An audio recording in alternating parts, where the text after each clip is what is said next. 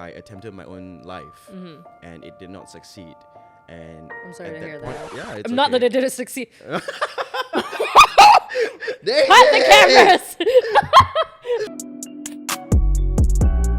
Hey everybody, welcome to Yap What? What's up? Yap What? Yeah, boy. Yeah, what? Okay. This is the series where we talk about anything and everything under the sun and yap away. Today we are talking about how can you love and hate someone at the same time? Bracket family. Aww. But I'm not alone today. Today I have guest yapper Zane. Thank you. And in case you forget his name, it's on his shirt. Yes, it says here, Zane, behave, please. Behave, please. If you start messing up, I will make sure. Behave, please. Yes. Family. Tell me about yours. Let's get straight into it. I have a younger brother, and that's just the two of us for the longest time. I mean, me and my parents as well. My relationship with my brother is very different from what it was previously because I used to hate him. We used to hate each other growing up all the way till probably when we were both in our 20s. Oh, wow. So quite a... Wait, how old are you now? I am 32. Oh, okay. Yes. So it's been like it happened later in your relationship, so it's quite a recent development, if you will. Yep. What changed? Why? I think me and my brother, we have this very weird relationship where in the beginning, right, like we never really talked to each other. And then he grew up hating me so much because people would always compare him to me because I'm the eldest, right? And then he's the younger one. He grew up feeling very depressed, feeling very like he's always in the shadow. And then he developed this hate for me. And at the same time, for me, it's like, I don't understand why is he such an annoying person that I hated him growing up as well. To be honest, I just don't know why we hated each other. I think it's because of the people around. We have like aunties and uncles who would talk down about my brother to me, and I wouldn't say anything until one point where I felt that, you know what, this is shit. So there was one day where I literally like stood up to all my aunts and uncles and I was like, don't be a bitch about it. This is my brother you're talking about. And if anything, you shouldn't even be talking down shit about him to me. That was the day where my brother felt that, oh wow, like somebody is able to stand up for me. Yeah. Now that we are both mature adults, we kind of open up to each other about a lot of things. And he will always say to me like, I know I don't say this much, but I care for you and I will always pray the best for you. The kind of support that I never got from a younger brother, I'm receiving it now. Like, I love it. It's just that it's weird that we are only experiencing it now. How do your family communicate? We don't really verbalize our affection. It's more of like we just do things for each other. It's weird, right? Because sometimes you have your best friends and your group of friends and you're like, bro, I love you, like thank you for blah blah blah. But then when it comes to your family, you're just like, thank you. Do you feel like if you end up having a family yourself, like you would express love in a different way? Yes, I would tell my children like I love you every day, like, you know, put notes in their lunchbox or like have a cat. Oh my god, I love that. Like, I feel like because of the way that my parents, they kind of don't express so much, it makes me want to express a lot more to my own kids if I have. And I feel like every generation is gonna have that, right? Yeah. Where you kind of want to like, what's it called? The break the cycle or whatever it is. Yeah. But it's also, we wouldn't know that that's the choices we would make if we hadn't been raised the way we were. So it's also a blessing in a way also. Yeah. I feel like the turning point for me and my family was because I went into, I dare say, the pits of hell. I attempted my own life and it did not succeed. And I'm sorry to at hear point, that. Yeah, it's Not okay. that it didn't succeed. Cut the cameras!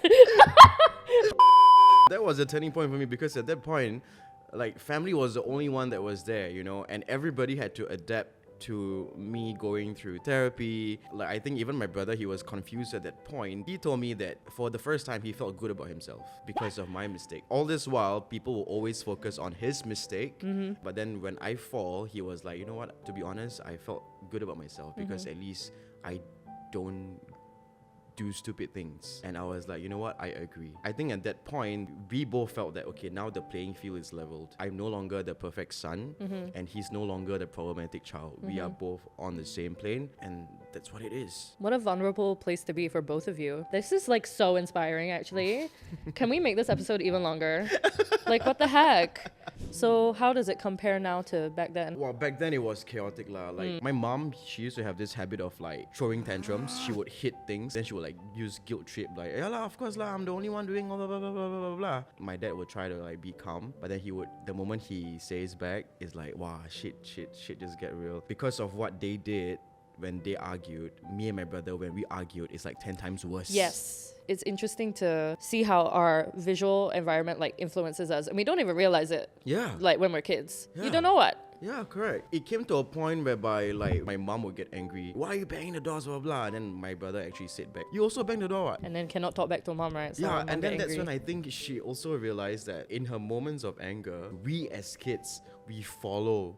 And then afterwards, she kind of slowly start to realize she needs to control her emotions better, because if she can do it, then so can us, you know? It's great to hear that there was enough self-awareness for changes to be made. So many parents don't know what they're doing, and they are just trying their best.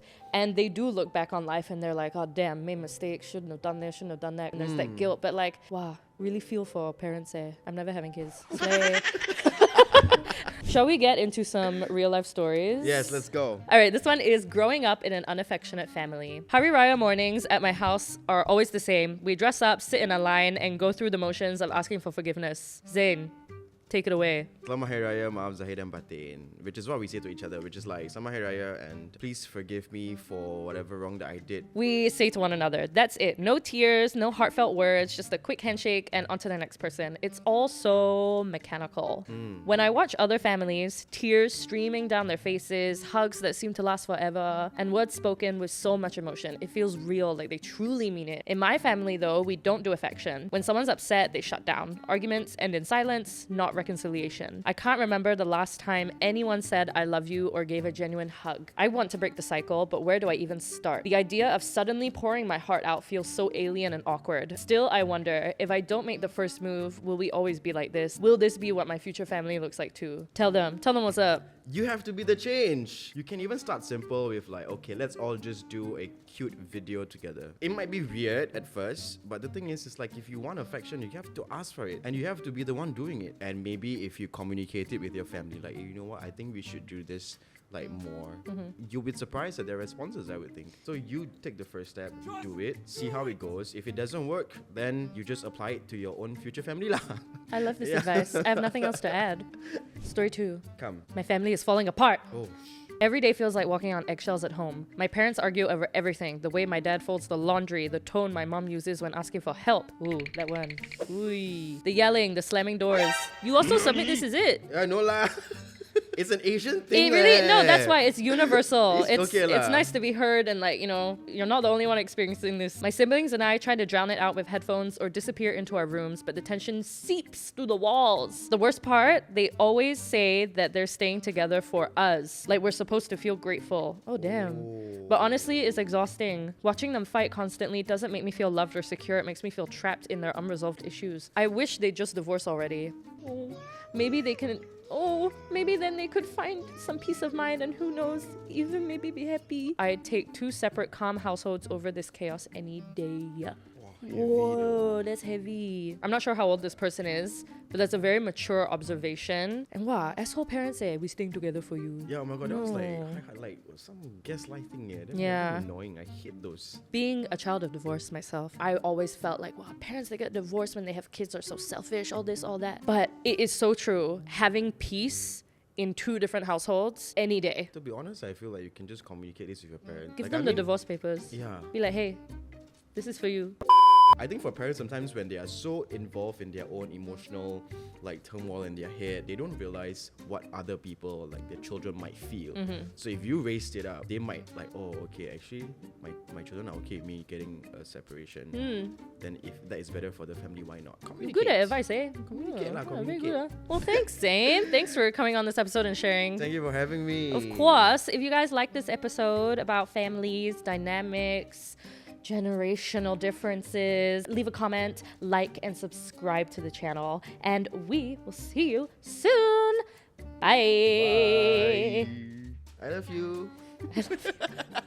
If you think, wow, 20 plus, then want to like show brotherly love or like sibling love, right? It's not too late, bro. As long as you're alive, there is always the chance. Why am I gonna cry? What the fuck? No, like, yeah, lah, for Wow, sure. suddenly I'm gonna reach out to my brother as well. I'm inspired.